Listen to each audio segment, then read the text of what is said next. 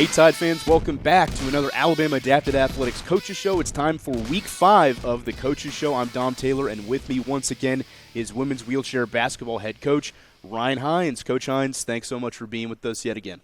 Thanks for having me, Dom. Absolutely. You know, it's just so hard to get you in, and It's tough. We're glad to have you here once again.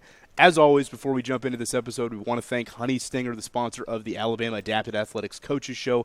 Honey Stinger is a sports nutrition brand that uses natural sweeteners in their products, and their products are going to assist our athletes in preparation, performance, and recovery for upcoming competition this season and in the foreseeable future. And look for those products like the Honey Stinger Waffle Bar and the Honey Stinger Energy Chews in local retail stores, and try them out if you can.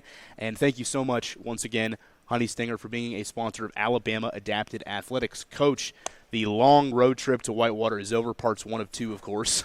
Well, I guess you won't be going back because the men are going to Whitewater the next time, so your Whitewater trip for the season is done. What do you do to pass the time? Because I did it last year. This is the second year of doing it. I'm almost delirious by the end, 14 hours on a bus, overnight, sleeping upright, and, you know, I'm out of it. I'm kind of dizzy by the end. What do you do to pass? Are you a sleeper? Do you read books? Do you have a favorite type of media that you like? I mean, how do you pass 14 hours? You know, Dom, I wish I was a big reader, but I'm not a big reader. Not big on the literature, okay. No, I just try to pass the time. That's all you can do. And I found I'm a seasoned veteran when it comes to the bus trips. Gotcha. I found I can wedge myself on the floor between the seats. Makes rotating a little bit tough, you know, getting into a new position, but that gets old after a while, so, you know, a lot of TV shows, movies downloaded on Netflix, all that good stuff, and, yeah, you're delirious by the end of the 14, that's for sure. Very much so, and I wish that I could pull off that same strategy. I've tried the laying over both seats spread out, can't do that. I've fallen off the seat once. You know, I can't. Once is enough. Once is enough. Yeah. You won't attempt it again, and I definitely won't. My body type is not exactly made for those seats, so, you know, I sleep upright, and I'll just catch up on my rest when I get back. Exactly. But, yeah, that's besides the point. We'll jump into the content now.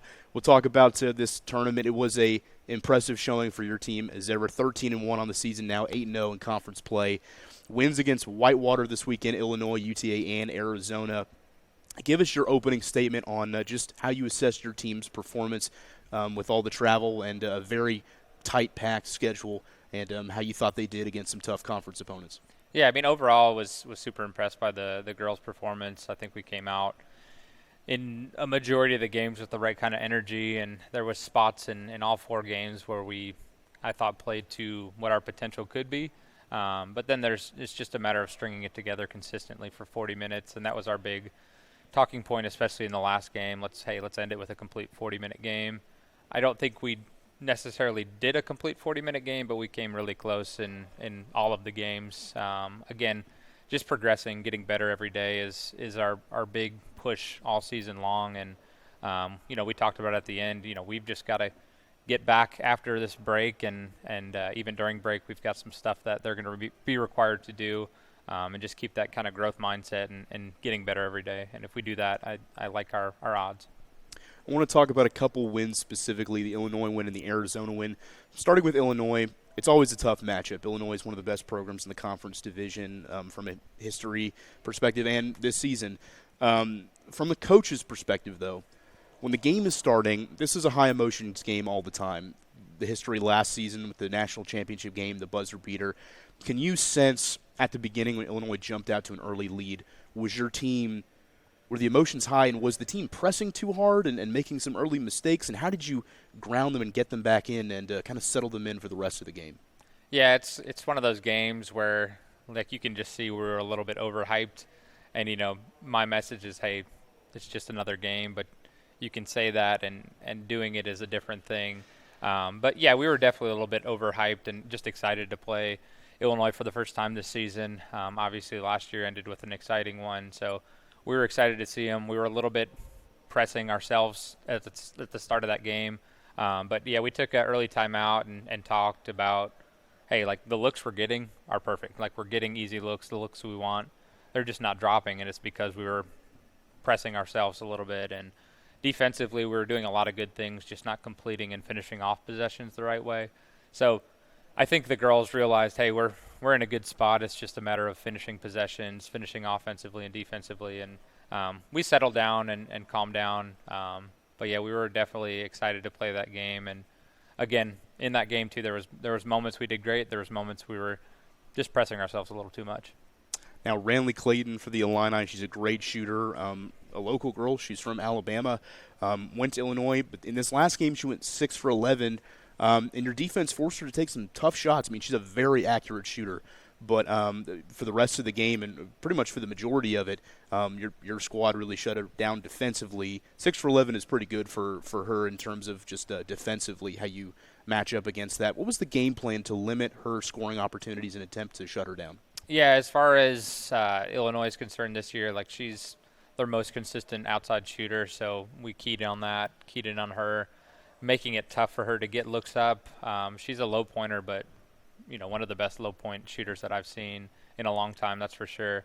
So just making her looks tough. I think holding her to 11 attempts is pretty solid because she's a big focal point of their offense.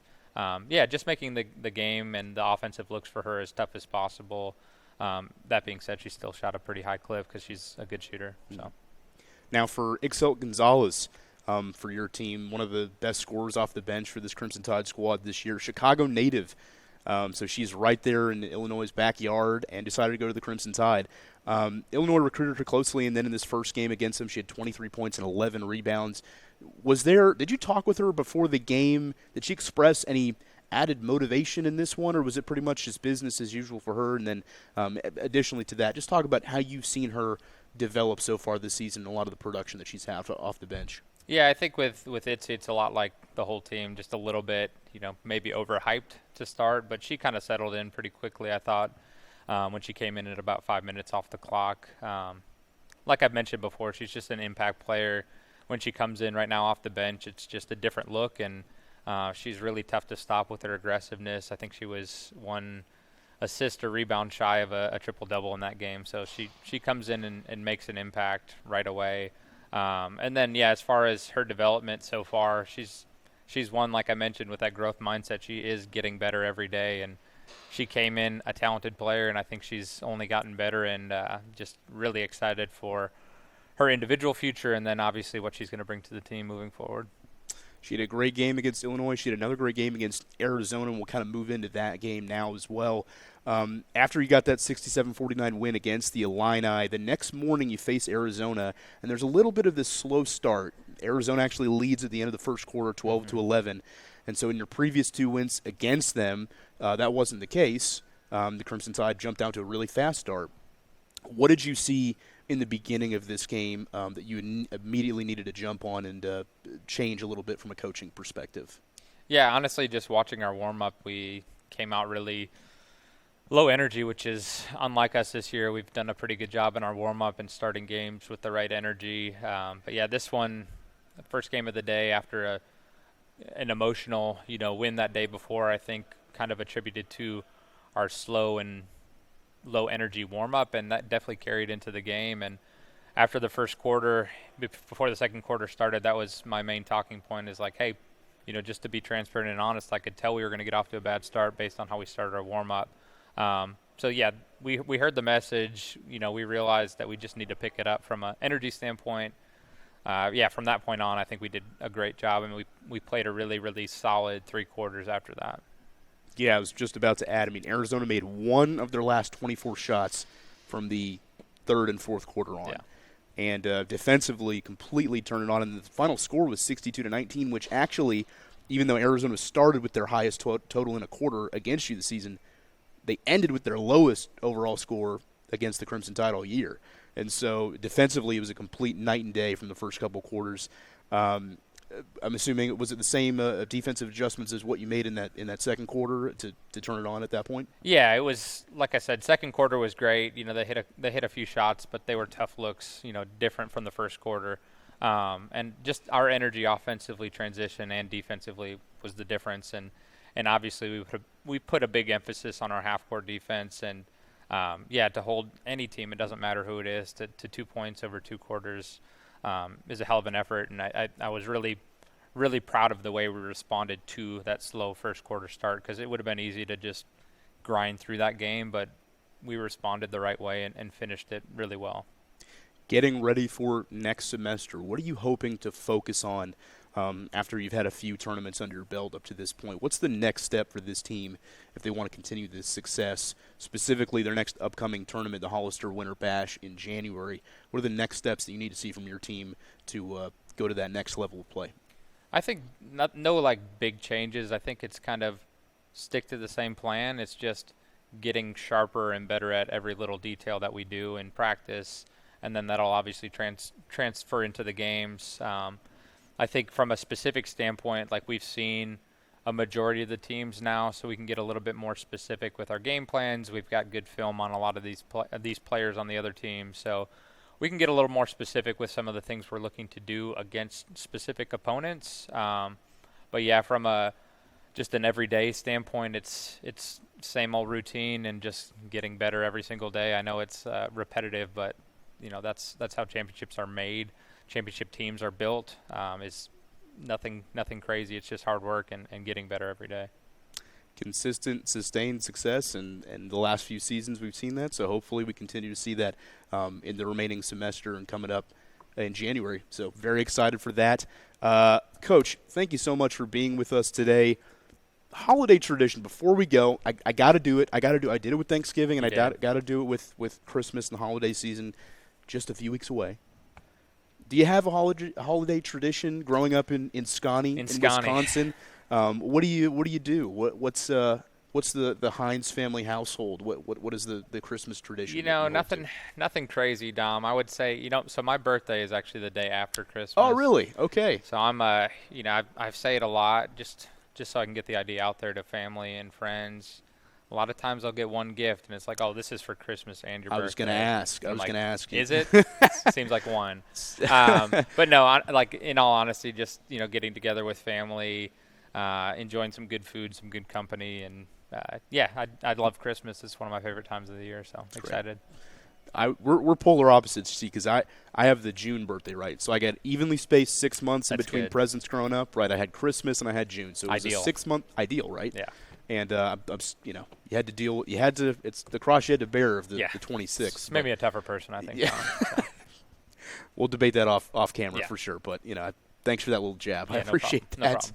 No that's all we got here today for the Alabama Adapted Athletics Coaches Show Week 5. Thank you so much for watching. Thank you as well to all the sponsors: Honey Stinger, RGK, Hollister, Jalapenos, Physiolate, ABC Medical, Truist, WVUA, and Powerade. And our next live streams will be live from Auburn, Alabama in just about a week. The Auburn's men's tournament, those live streams going to be available on BamaAdapted.com. Our next women's wheelchair basketball games will be home in Strandhorn Arena. Coverage of that starts Thursday, January 19th. So be on the lookout for that. Follow us on socials at Alabama Adapted on Twitter, Facebook, YouTube, and TikTok. And, of course, check back in on YouTube for weekly editions of the Alabama Adapted Athletics Coaches Show. Thank you so much for watching wherever you may be doing so, and Roll Tide.